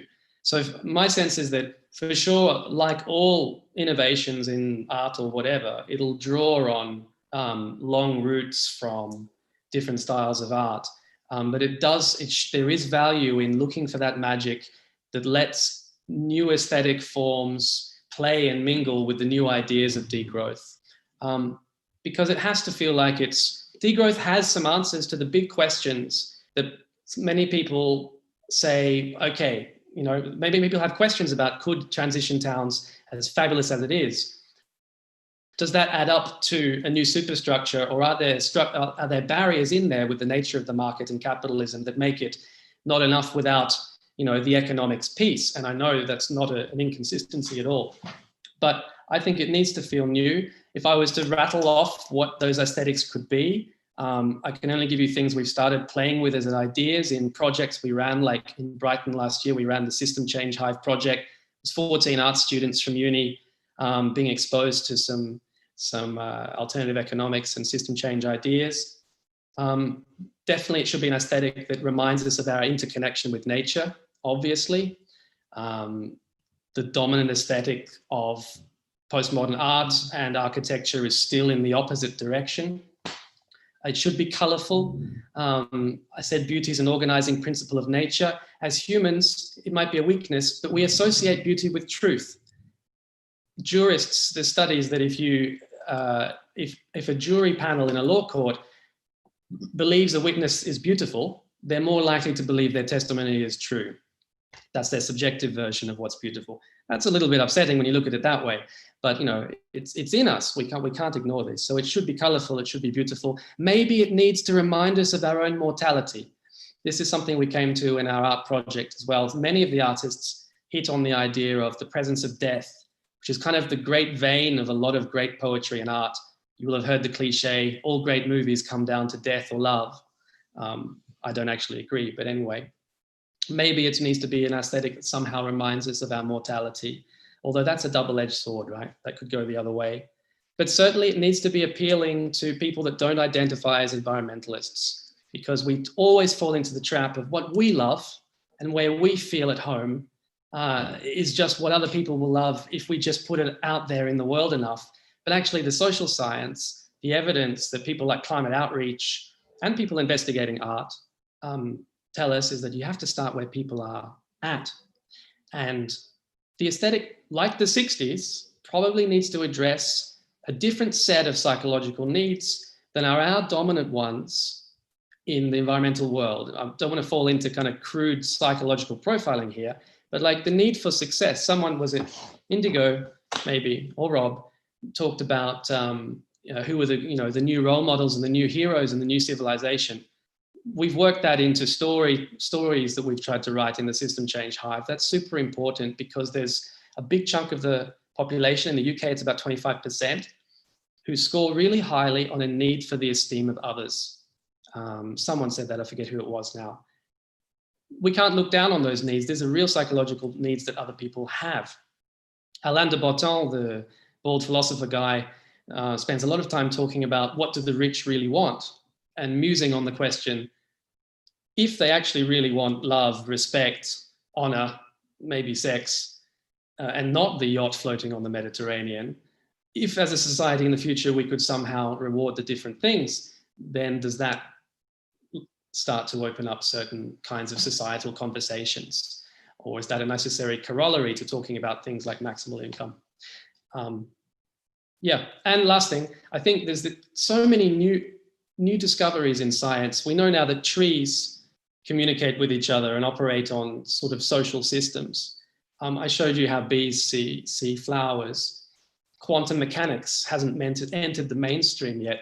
We are in an era where there seems to be a lag behind, and one of the roles of arts is to help process these new frontiers that are discovered and help them kind of enter mainstream awareness. So just like with this, maybe it's too easy to talk about the 60s, but I think it'll be a magic elixir of all those things. Rob, do you want to go next, since you might leave us very soon? You're muted. Yeah, thank you. Yeah, I agree with a lot of that, and I'm really delighted to hear David talking about beauty and the importance of beauty, because I feel like it's such a precious thing. So in terms of, you know, I'm not grounded in kind of art, I suppose, but in terms of what would an aesthetic be for me, one of the things in the transition movement is I'm always slightly sad that there's never been a great transition song. Normally when someone tells me they've written a really great transition song, it's awful.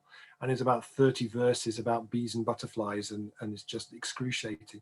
So I'm still really waiting for this to be a movement that produces a really great song. I feel like for me that part of the aesthetics are not so much visual aesthetics, that the bits that there's a lovely expression that Jean de Buffet said about art. Art's best moments are when it forgets what it's called. And I love, my favorite moments in transition are when it forgets what it is, and is when, you know, like if a transition group says, hey, we've made a collaborative relationship with a local permaculture group, I'm like, well, knock yourself out, that must have taken some doing. You know, actually I love the stuff when they build bridges to some really unusual organizations, and if what we need to do, and this is what we try and do in the transition movement, is to say we need to be building new economies, we need to be building new food networks, new energy networks, we need to be building a whole new kind of economy with different ownership models. The bit that intrigues me now coming out of COVID is those narratives around we need to build local food networks that previously were largely the domain of, to be very generalized, to the sort of progressive Guardian reading world, actually needs to rapidly become the world of everybody. And the bit that really intrigues me is how we now message the idea of building local food economies post-COVID to conservative people, because this is a survival thing now, and I think awareness around that has really, really changed.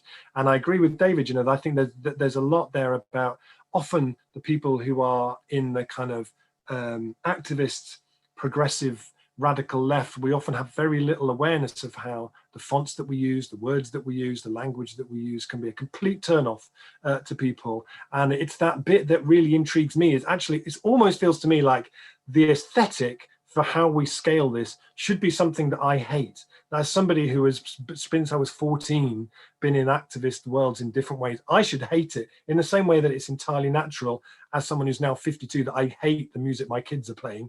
You know, the idea that we should all like the same music is profoundly obnoxious. And in the same way, the idea that actually the aesthetic we should be creating should be something that we all love. And I like the idea. I'm just reading a brilliant book called The Hacking of the American Mind, where he makes a really profound distinction between pleasure and contentment. And the idea that pleasure is short-term, quick release of dopamine, it passes after a couple of hours and then you want some more. That can be sold. That's what the people who are putting all the adverts up that Leigh is so beautifully tearing down across Bristol, that's what they're aiming at. And the beautiful ones that they did, which are the replacements, are speaking about contentment. You can't sell contentment and happiness to people. And so for me, what I find when I do exercises with groups and imagination work with people is when you make the right space, people go beyond that pleasure stuff, and they start, when you say, what would the future be like in 10 years? When you hold it in a safe space, dream, imagine. No one says, I've got this great new Saab, it's brilliant. Do you know what? It's this, that, and the other. Everybody says, oh, it's great. I see more of my friends, and the place smells lovely, and the air's beautiful, and we don't work so much. And that's, for me, is the aesthetic needs to be something that can jump as many people forward to that place. It means getting beyond ideas of pleasure, and it means getting into happiness and contentment. And yeah, that's enough for me. I'm just maybe Hazel has written the transition song we've all been waiting for. So no pressure, Hazel. Thank you, Rob. Leigh? Yeah, thank you. I guess actually maybe I'd like to speak to your final question about how art can help us hold on to our sanity and to energize us, and maybe just a reflection that, like, when people were speaking, I found myself, like, in David's talk, and he talked about how the bees perceive flowers, and Rob, when you said the thing about the people who just bought up all of the debt and then cancelled it, and I don't know, something going on for me, and I just feel like a glow in here, and I don't really know much about aesthetics, but in terms of thinking about like visioning and what it is that I need, and also maybe it's kind of a resistance for me going on because I'm kind of aware of like, okay, you know, we need to be presenting ourselves in the right way, and I don't know the first thing about graphic design and how you kind of like come up with the right presentation to make sure that you're being perceived and that all of your effort isn't going to go to vain because you're coming across as sort of like shabby or you know, people are psychologically not going to trust you even whether they know it or not. So for me, I just really want to lean into how can art move us, and how can it just be how can we just live in an environment which just like feeds the soul, which sounds a bit far out, but that's where I'm at. So thanks. Thank you, Leigh. Indigo? Yeah, great questions. So how can you move these sort of degrowth ideas that we're feeling are getting trapped in an academic world into your life? I think you need to enter into community. Is my internet okay? The sound is so. Sorry. Maybe you switch off the video. Hopefully that's better. Yeah, thank you. Yeah, I think it's about, to run workshops like these Imaginariums that Rob and people are talking about, to bring these ideas into people's lives and to say, here's an idea, how can this intersect with your life, and how can we make something real and concrete that we can touch that meets the systems that we live within, this idea. And I think you do that in a really creative, playful way by getting people to say, there is nothing wrong in this space. We just need to experiment with how we can move these ideas from these books that are going to get dusty into the systems that we live within. And then we'll start imagining it like we imagined going to the moon.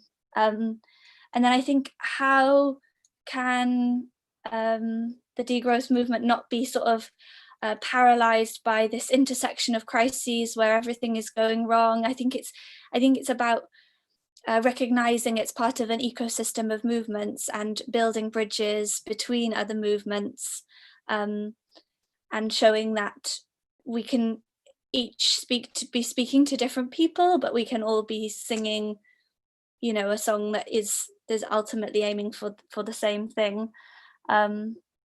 Yeah, and like reconnecting as well with this art of living. Like during the COVID crisis, it's been so awful, but also we found people are cooking their own dinners and speaking to their families and sending postcards and gardening, and like just reconnecting with those things, I think is has been immensely powerful.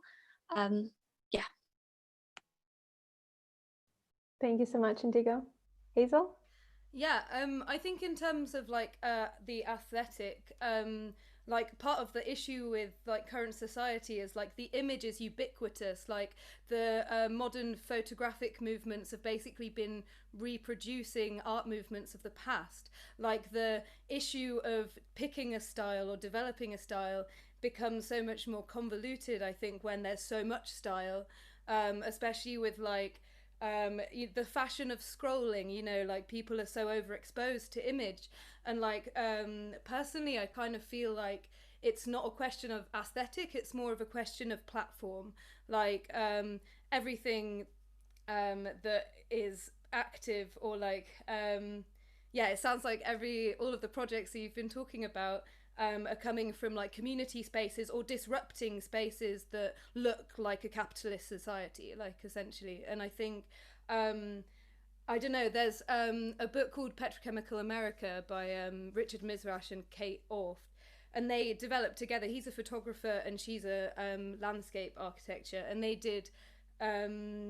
they basically created a new style of graph, and it was essentially like a new way of showing a lot of scientific data that was also symbiotically not just about the science of plastic, but how it impacts lifestyles. And this whole project, they ended with a kind of glossary of terms, which was devoted for town planners and future developers, essentially.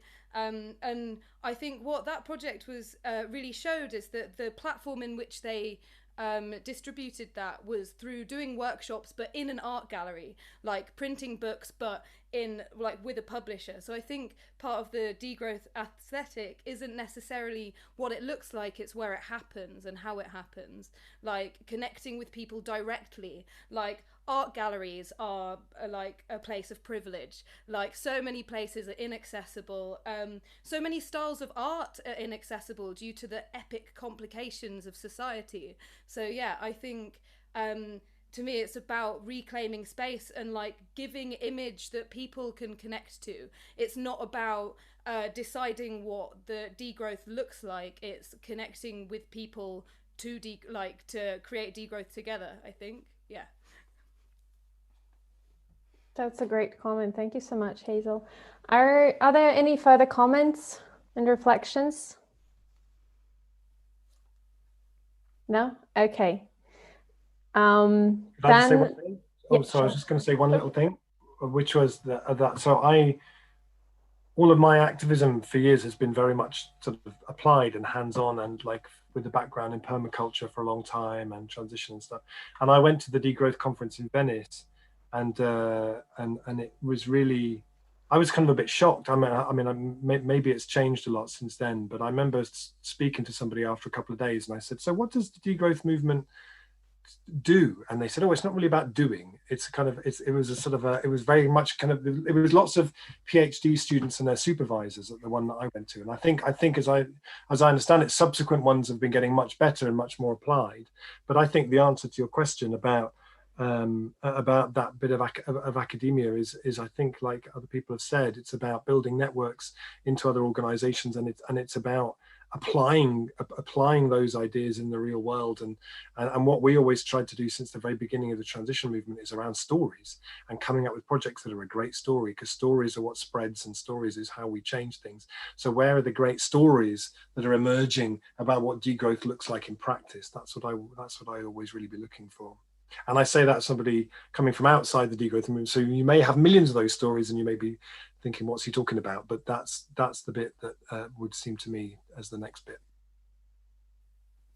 Yeah, David? Keep to 20 seconds. Totally agree with all that. Just two really quick things. I think an intersection of Hazel's point, which I agree with about spaces, and Rob's, is we need to find ways of developing alternative economies for art as well, and for the artists, because I know as someone that's working with artists, artists are often at the vulnerable end of society. If you're really making enough space for your own work, which is going to be non-commercial if you're, not prostituting yourself probably, then, it's really tough to take on extra free work, even if you're passionate about it. And we know in the Swarm, we know lots of a good couple of hundred of people who are passionate about what we do. We can only activate them every now and then unless we have, money for a commission. So we're thinking now, in the context of COVID and arts funding, culture becoming even more diminished, are there ways using mutual aid? Or I was fascinated by Rob's example with the banknotes, that we can actually develop alternative economies that embody transition and degrowth economics in a way that's also bringing artists closer. And then I get to answer the question about the academicism that's a problem of degrowth. We need to degrowth needs to find its poetic voice, or sort of inspire other movements and campaigns that have their poetic voice. One of the reasons Greta's doing so well, it's not only that she's a 15-year-old girl, it's that she's a classic story formula, sort of hero's journey, David and Goliath, going on boats around the world to deal with this tiny problem. But also she has the charisma and the poetics, which is this magic indefinable thing. She has the charisma and poetics of a great leader. She also is an archetype for me in story form theory. She's both hero, but also the oracle, which is fascinating. The oracle is usually someone very wise that has something a little bit different about them. Also often in the case of classical theatre, it was Tiresias, the blind guy. So we need alternative economies. Degrowth needs to find its poetic register. And that means bringing poets within the fold and artists, but also letting go a bit, because I found this working with artists. It's no good just getting them to translate stuff. You end up with a boring looking drawing that's not much better than a infograph. We all hate infographs. You need to give them space. That's going to mean that the brilliant minds and academics behind Degrowth will need to accept some sort of closures and things going sometimes in a bit of a curly way when degrowth is communicated. And that's part of the magic. Thank you so much, David. Thank you, everyone. It was absolutely fantastic. So before we move to the performance part, Rob. I have to go, sorry. Thank you all. Thank you so much for joining us. Thank you. I'll miss your song, but I will try. I will listen back to this so I can hear your song. You haven't got off that lightly. Oh, I wish. Hazel, thank you. Thank you, Rob. Bye. So thanks everyone for joining and your incredibly inspiring talks. It was absolutely fascinating. And I'd like to thank the viewers for connecting and watching us today. And also I'd like, since this is the last talk of this series, I'd like to thank the team that's behind this series, organizing these 11 talks and putting a lot of efforts into them.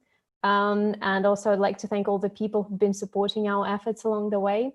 If you haven't seen the other webinars, please go to our channel and check them out. And we hope that these conversations have been useful, informative, and inspiring. And we invite you to put these ideas into practice and use our creativity, as we've been talking today, and start creating this new normal. And we'd like to remind you that we're still hoping to make the physical summer school happen. So keep an eye on our updates. And also our colleagues at the Barcelona Degrowth Summer School are planning to continue with Degrowth talks. So you can watch their webinars starting from next week on the YouTube channel of Degrowth and Research. So we can move to the second part, finally, the performances. And I think David wanted to read something. So David, if you want to go first, and you can tell us what exactly you would like to read. Okay. I've got a little 5-minute extract from a piece of creative writing that was actually part of an art installation that students in the System Change Hive that we ran at Brighton Uni last year did. It was actually a story waterfall of fragments of stories from the future or future journals. I'm just going to read the text. I'm sort of mashed two together because I found two that touch on a few degrowth themes, and then I plugged in a few lines. But you have to imagine, I guess, that you're hearing it as through the sound of a waterfall, because a lot of the artistry came through in engaging with it as an installation, and now you'll just hear the bare bones, so only a piece of it. But anyway, so this is a voice journal entry from Max, a 19-year-old student in 2034, so just in the near future realm. Such a rush. What was that sound? The music was like a shot to the side of the neck of pure hallucinogen. But more than that, the crowd, Dad says there's something terrifying about the Great Cascade concerts, that he sees in people's eyes something he's never seen before, a gleaming, a hunger, or a sincerity, or a wildness that could just as easily burst into mass peppery tears, or, if things went wrong, into blood. But he's an oldie, he's zombie gen. They're all so afraid of the sky. They're all so afraid of the sky. So am I, obviously, 11 months without a drop of rain. But we're determined to really live the way they didn't, and to build something better out of the mess they've left. It was my first time at one of the fests. I went with Gemma and Key. Key's got the entanglement symbol tattooed down her left side. Each night, towards 1 a.m., there's a spooky part where there's a lull in the music and the lights dim, and ordinary looking but really rich people are invited on stage in a ceremony where they choose to volunteer to give away 90% of their wealth, knowing, of course, that the more they gift away, the more respected, famous, and loved they will be in the media for the coming years. The redistribution all goes towards meeting the zero carbon gap and to raising the UBI allowance. Everyone went absolutely nuts with the cheering and screaming at the moment they sign and plunge into the crowd. But there's still plenty of billionaires left who want no part of it, of course. They still think it's their legal right. Key and Gemma are more like me, but our other friends go more for the music and are shy of the politics part in case there's a backlash, which is fair enough because all this is new and fragile. What everyone's talking about now didn't exist 10 years ago, not even during the pandemic years. It wasn't at all embarrassing to be a billionaire then or to buy something brand new when you could go to a repair cafe. What blows my mind is that this music didn't even exist 2 years ago. So I can literally say, in case anyone ever hears this back someday, that I was one of the first to hear it. It was created by unsigned artists messing out the back of a lab with techies developing the new bioacoustic headsets. I haven't used one yet, but it's a way to hear the inaudible communication of insects and even plants. For example, if you split them up by the roots from their families, apparently it's the most horrible sound. The music uses and distorts some of these sounds, and on stage I can only say it sounded like halfway between the sound of metallic angels and birds, but with such high octane beats, it's like you've got 1,000 high-speed trains at your back. Not everything's great though. The 2 weeks away helped me forget about the problems, including the problems with Ivano and Mum and Dad's urban permaculture project. It's been going so well and bringing people together for years now, but the reservoir's so low and muddy.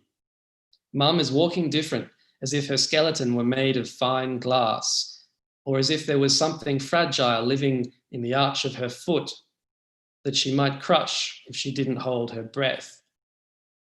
Ivano's going to have to move to France for family reasons. So if I was going to spend 2 weeks a month with him, I'd blow out my carbon budget. The line that way is electric, but there's still gas on the grid and it's a long way. But maybe I can cut something else to make it work. Tomorrow I've got classes, but I'll just stay signed in to HoloZoom and wag it. I need to log an extra day of care work because Glenda, she's our neighbor, she needs a bit more help lately. She's been taking poetry classes since recovering her mental health. But chronic fatigue latches on pretty hard. They know it's connected with pollution now. The cities were much dirtier 10 years ago when she got it. Most days she can only be out of bed for very short spurts. I read some of her poems when I was tidying up around her desk, mostly pretty abstract, but the last image stayed with me. It was a poem about us, the student generation, about the exact moment when she felt the world shift, when the old stories and politics started to make space or give way to the new. She wrote that what had felt like a cold, iron-clad room suddenly appeared before her mind's eye as just a network of dry cobwebs, like the centennial cobwebs in Grandma's attic, and how, with the new music, the cobwebs shivered into atoms. So that's it. The students were, the artists felt it important to explore the problems and the challenges as well that will be faced, and there was a resistance to overly utopic visions of the near future that didn't engage with that. And like I said, it was actually amazing when you encountered it with the sound design, but at least you get the idea of the value of putting some things into a character, even though the voice isn't well developed here, and into the flow of a landscape of narrative that you can start to enter. Fantastic. Thank you, David. Indigo, do you want to share some poetry with us? Yeah, I'll share one poem because I feel I've talked a lot. Okay, and it's about things I've already spoken about in the talk, so hopefully feels to follow on. I have seen the glacier melting, have heard the ice crack as it thaws. I have seen the grey ice glistening, have felt the silence begin to mourn. I have seen the waters rising, the land is quenched, can drink no more. I have seen the rooftops showing, mothers crying and it rains more. Today is Wednesday, we're sat on Waterloo Bridge. There's no traffic for 3 days and the nitrous oxide is down 20%. I slept in a crypt, bodies as close as fingers, all tessellating bricks above us. Voices outside Parliament, a moving movement forms and surges, a rising tide. A pink boat sits in the middle of a circus, a menagerie of shopping bags and plastic things, all worthless. There's a dancing man in the circus circle, people cheering, rising sounds.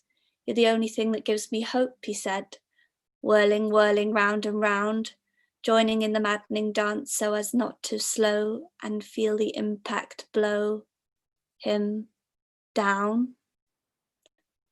There's wincing boys clutching limbs, there's sleeping bags and men with hats, pulling, the silent boy, pulling, grasping legs and hands, he stumbles back. His eyes are twitching, but that high vis is giving a sense of meaning to that man. He thinks he wins as he puts the boy into the van. But we're a rising tide, and you can't stop this rising tide, can't stop this rising tide. He looks and says, but why here in London if you want to save the world? Why here if you want to stop the miners who dig up fertile lands? If you're fighting the trawlers who dredge up the sands? If you're fighting the drills boring into the skin? If you're fighting the melting ice from thinning into thin air, then why here? We're stood in this circle, we say, because this is where they keep the rubies they've stole from distant lands. It's where they make the money from once they've dredged up all the sands. It's where they price the oil extracted from slick black wounds. It's where they make that advert that always alters your mood and vision. Your voice is hoarse, your limbs are sore. Sit down with me and stop the money flowing through the arteries of this city just for a little while. Let's close the book, close the way, and open the book to the unwritten chapter. Wow, this is incredible. Thank you so much, Indigo. And now it's Hazel's turn. That was great. I had an idea. So I do improv songs. I probably should have said this beforehand. So if there's people in the chat, then maybe it would be fun to ask the kind of what if, or like what does degrowth look like, and then send it to me and I can make up a song about it, potentially, if that's not too technologically annoying. Yeah, I also have a couple of songs to play. But the reason why I thought about that was actually a lot of the songs that I've been writing or working on at the moment have just been trying to, trying to capture now, like now and the future, and has been less about imagination. And so I thought maybe it would be fun to see what people are imagining this evening. I will...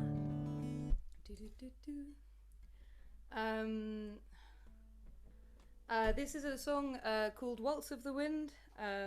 Yeah, and you will hear in the words.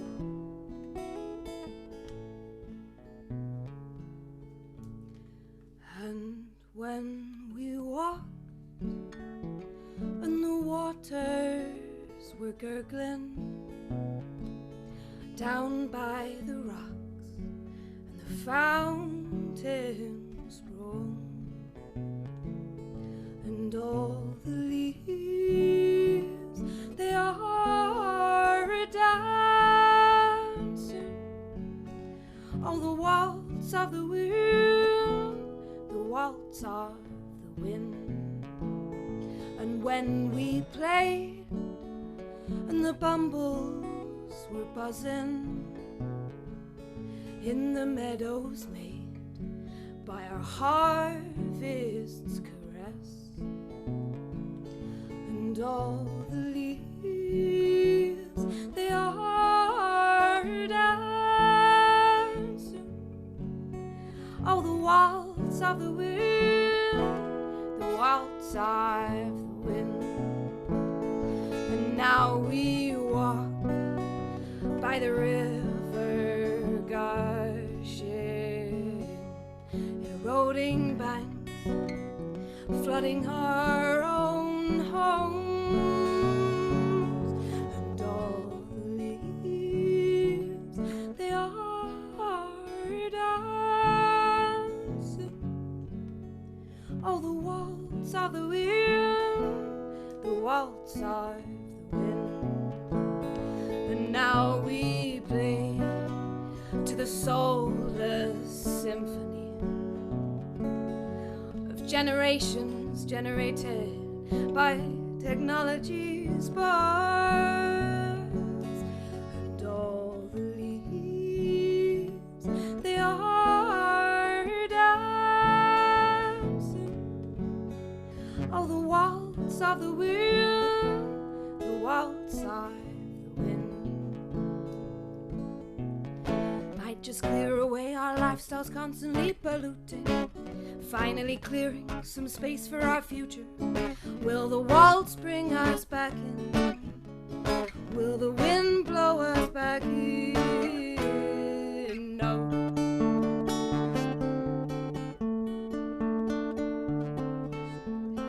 Autonomy is bound to win. Instead of sitting, waiting, wishing, we'll all stop doing, filling up that pool that never quite trickles back down.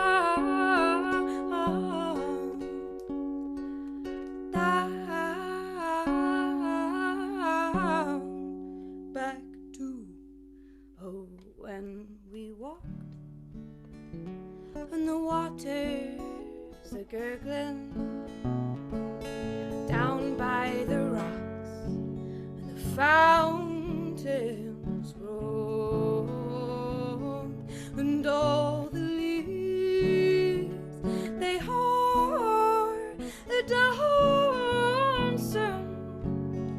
Oh, the waltz of the wind, the waltz of the wind.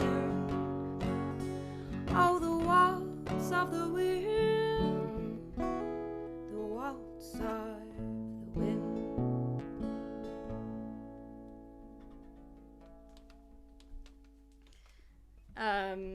Oh, it's funny not having, it's very strange getting used to playing to a Zoom audience. So that's called The Waltz of the Wind. This next song is it's called The Button Song, mainly because I love buttons, and buttons are very relatable, fascinating. But also, I kind of wrote this off the back of a deep frustration, I think, with specifically middle class silence, but I think just in general, like society feeling as a whole kind of somewhat incapable of saying what they believe in. Like, I've been in so many situations where like social justice is unraveling in front of you and then no one is standing up. It's like on the tubes in London, it's one of the most, but anyway, I could ramble about it for ages and we've not got that much time, but today is a day we get out of our bed, stand together. Today is the day we step out of our heads and march together. Today is the day we won't move out of the way, we sing together. I will not button my tongue for anyone. I will not button my tongue for anyone. I will not button my tongue for anyone. I will not button my tongue for anyone. For public injustice has already struck. The inquest is private, our safety is lost. When the powers that rule the land will not be held accountable for the lives of Grenfell. I will not button my tongue for anyone. I will not button my tongue for anyone. I will not button my tongue for anyone. I will not button my tongue for anyone. And the 48 are forced to wave to see a deal through, and watch the island separate with everything to lose. 52 given the choice to a deal undefined. A chaotic reform, a country torn with toxic allies. lies, and the words that need to be said are already spoken, and the ears that need to hear have already heard. When the governance of this land doesn't know how to listen, and they silence us with ignorance, and we will not, and you will not, and I will not button my tongue for anyone. I will not button my tongue for anyone. I will not button my tongue for anyone. I will not button my tongue for anyone.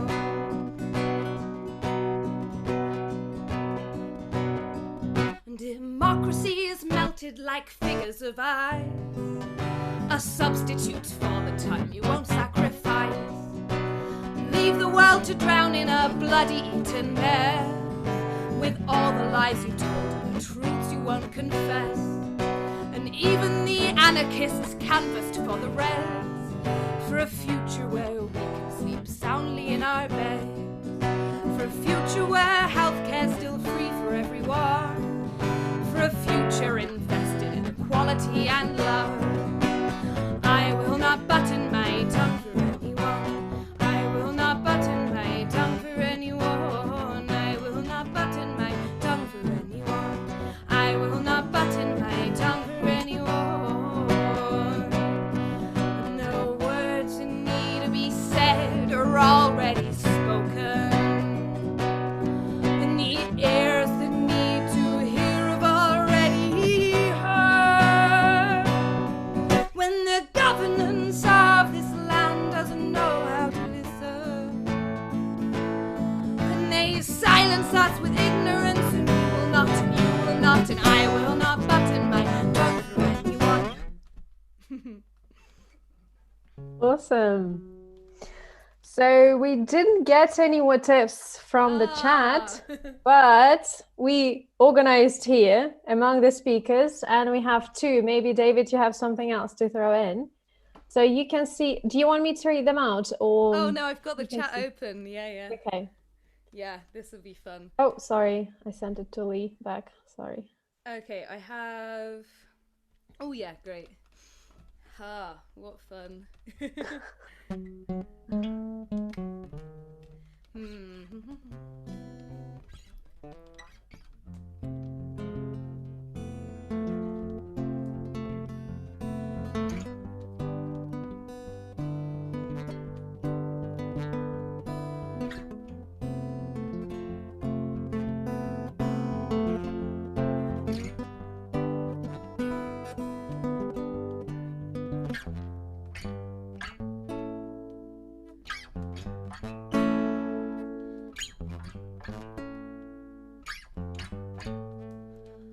So what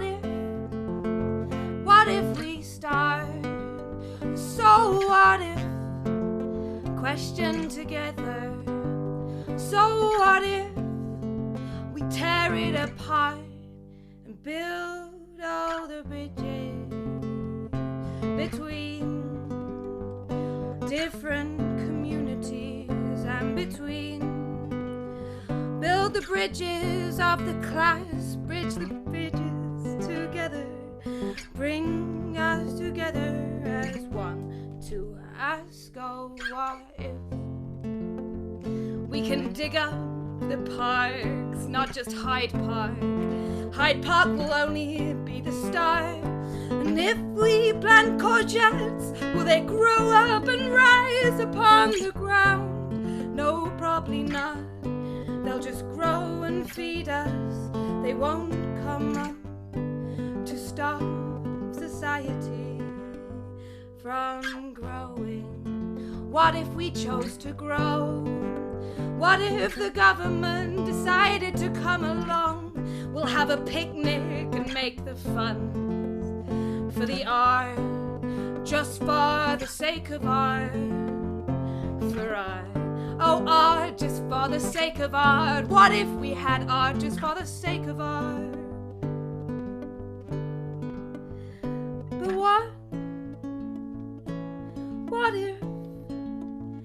what if we tear them politely, very gently down?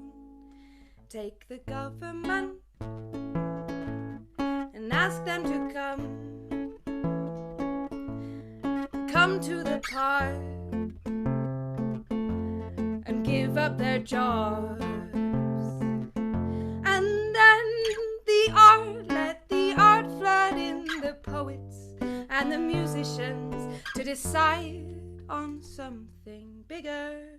Instead of suits, instead of suits, instead of suits, instead of suits, instead of suits, drinking soup at the desk. What if a day in degrowth, whoa, was work less, buy less, waste less, and more connecting and care? What if a day in degrees was studying not for anything, that's right, just for free? So if we have a free world, if we have a free world, if we have a free world, then why don't we replace the zebra crossing with hip hopping?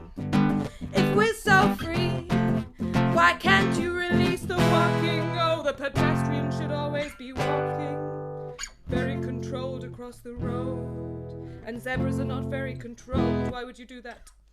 So what if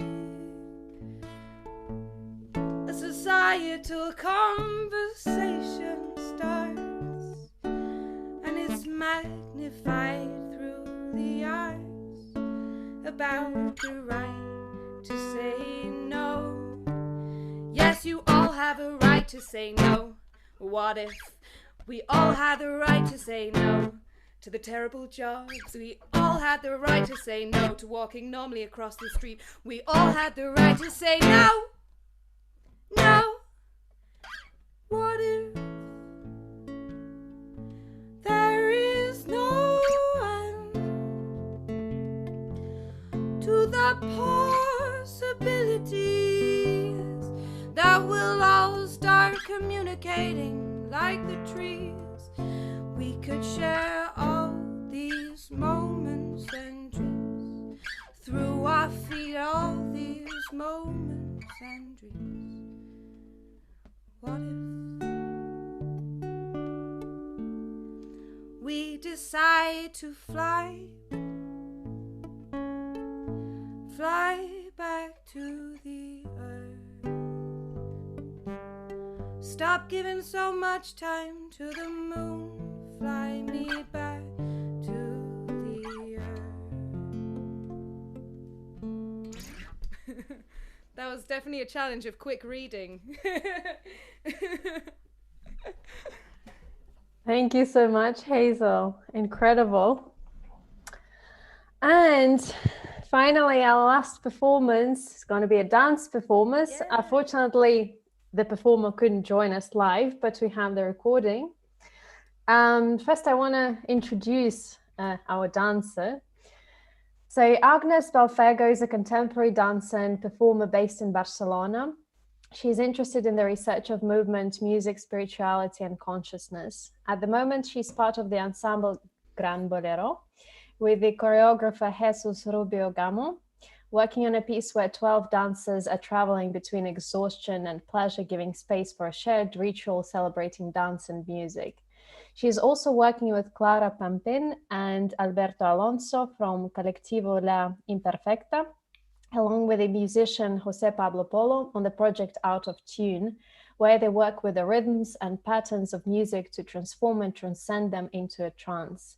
In the past, she worked as a performer for different projects, including 1971, a concert dance theater show with the cult singer and songwriter Rafael Berrio.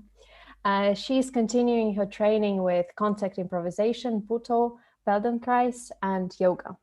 Okay, let's try and let's hope it works technically.